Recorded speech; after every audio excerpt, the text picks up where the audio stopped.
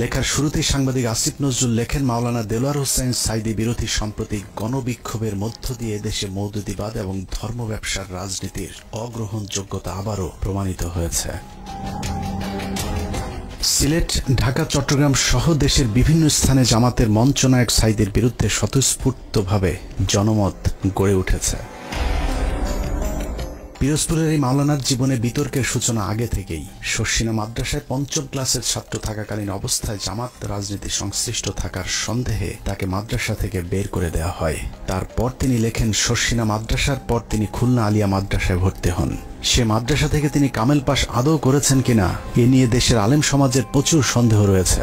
দেশের শতাধিক আলেম এ বিষয়ে সত্যতা প্রমাণের জন্য সাঈদীর প্রতি একাধিকবার চ্যালেঞ্জ ছুড়ে দিলেও দেলোয়ার হোসেন সাঈদী নাকি কখনোই সেই চ্যালেঞ্জ গ্রহণ করেননি। সাঈদীর ইসলাম শিক্ষার পরিপূর্ণতা নিয়ে প্রশ্ন থাকলেও তার কণ্ঠ চটলতা এবং শ্রোতা আকর্ষণ ক্ষমতা বরাবরই দ্বিধাহীনভাবে স্বীকৃত। বিভিন্ন টকশোতে ব্যক্তিগত আক্রমণ করার বিরুদ্ধে সবক দেয়া আসিফ নজরুল তার সেই লেখায় দেলোয়ার হোসেন সাঈদীকে চরমভাবে ব্যক্তিগতভাবে আক্রমণ করেছিলেন। তিনি লিখেছেন, বিভিন্ন সূত্রের দেয়া তথ্য অনুযায়ী স্বাধীনতা যুদ্ধের আগেই কণ্ঠ সম্পদকে অবলম্বন করে সাঈদী পিরোজপুরের গড়ের হাটে সুর করে আতর তসবিহ ধর্মীয় পুস্তক বিক্রি করে জীবিকা নির্বাহ করতেন। এরপর গুরুত্বপূর্ণ দুটি লাইন আছে, সেই লাইনগুলো আপনাদেরকে জানানোর আগে আসিফ নজরুল দেলোয়ার হোসেন সাঈদীকে নিয়ে সম্প্রতি একটি বক্তব্য দিয়েছেন, সেটা দেখে আসা যাক। একমাত্র দেলোয়ার হোসেন সাঈদী ছাড়া আমার জানা মতে আর কি বাকি সবারই আপনার যতটুকু আমি পড়াশোনা করেছি ইনভলভমেন্ট ছিল। হঠাৎ করে দেলোয়ার হোসেন সাঈদীকে নির্দোষ দাবি করা আসিফ নজরুল 1986 সালে কি বলেছিল সেটা তার সেই লেখাতেই রয়েছে। আসিফ নজরুল প্রথম ব্যক্তি যিনি দেলোয়ার হোসেন সাঈদীকে যুদ্ধাপরাধী হিসেবে অভিযুক্ত করেছিলেন। তিনি লিখেছেন, সাঈদী স্বাধীনতা যুদ্ধের সময় পাক হানাদার বাহিনীর প্রত্যক্ষ সহযোগিতায় লিপ্ত ছিলেন। তিনি ধর্মের দোহাই দিয়ে গনিমতের মাল হিসেবে গড়েরহাট বন্দরের হিন্দু সম্প্রদায়ের বাড়িঘর লুট করেছেন এবং মদন নামে একজন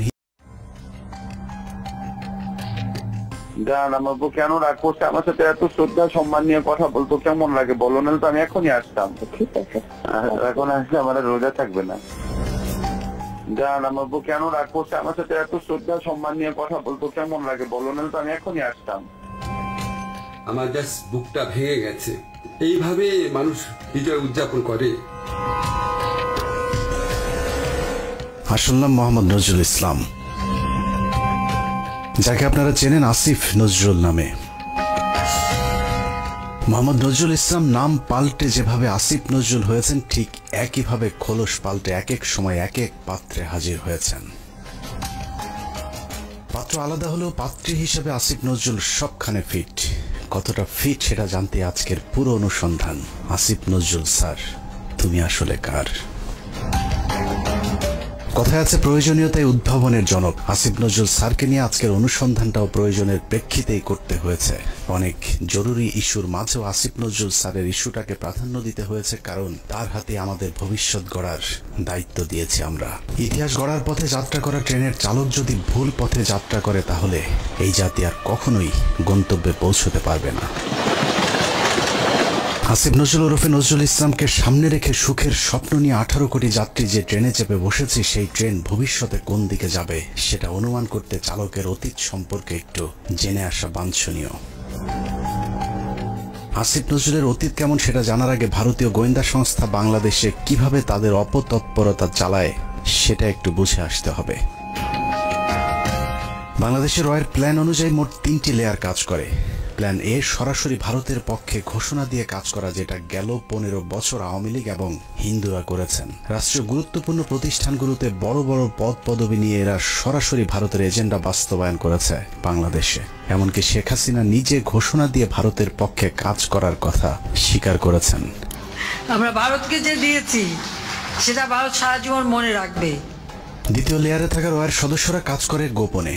তারা সরাসরি ভারতের পক্ষে কথা না বললেও ভারতীয় দূতাবাসের সাথে তাদের সার্বক্ষণিক যোগাযোগ রেখে ভারতের প্রয়োজনে সবকিছু করে থাকে। তৃতীয় লেয়ারে থাকা রয়ের সদস্যরা সবচেয়ে ভয়ঙ্কর।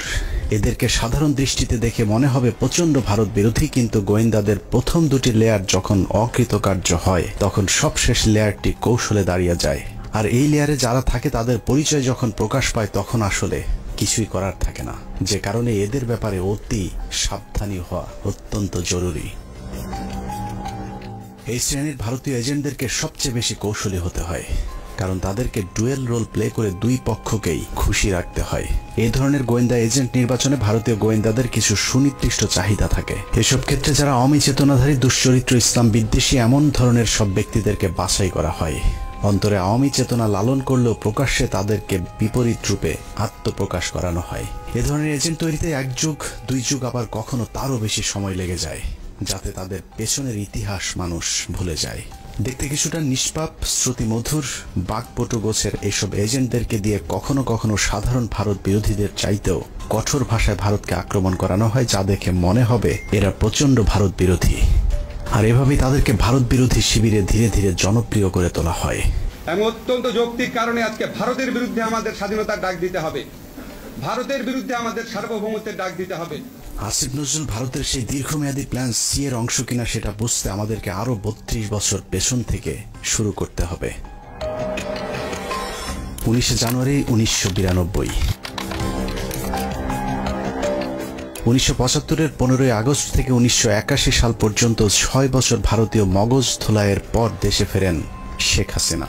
শেখ হাসিনা দেশে ফেরার 15 দিনের মাথায় জিয়াউর রহমানকে হত্যা করে ভারত। জিয়াউর রহমান যেভাবে আন্তর্জাতিক মহলের কাছে জনপ্রিয় হয়ে উঠছিলেন, তাতে ভারতের মাথা ব্যথার কারণ হয়ে দাঁড়ায়, যে কারণেই তাকে হত্যা করে এরশাদকে ক্ষমতায় বসানো হয়। এদিকে প্রধানমন্ত্রী হিসেবে শেখ হাসিনাকে প্রস্তুতির কাজও চলতে থাকে।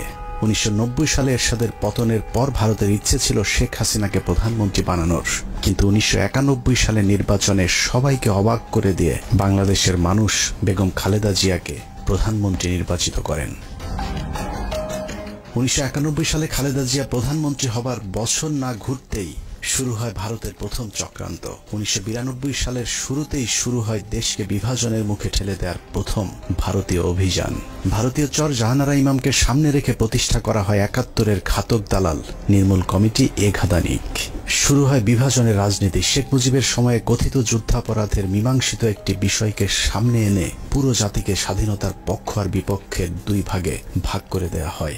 সার্বভৌম রাষ্ট্রের সংবিধানকে বৃদ্ধাঙ্গুলি দেখিয়ে তৈরি করা হয় কথিত গণ আদালত, এবং সেই আদালতে বিচারিক কার্যক্রম পরিচালনা করা হয়। রাষ্ট্রের বিচার ব্যবস্থাকে চ্যালেঞ্জ করার অপরাধে খালেদা জিয়া সরকার জাহানারা ইমাম সহ 24 জনের বিরুদ্ধে একটি রাষ্ট্রদ্রোহ মামলা করেন। নিশ্চয়ই ভাবছেন অনুসন্ধানের কোথা থেকে কোথায় যাচ্ছি। আসলে এত কিছু বলার কারণ, যাকে নিয়ে অনুসন্ধানের শুরু করেছে সেই আসিফ নজরুলের আসল পরিচয় খুঁজে বের করতেই এত কিছু বলা হচ্ছে।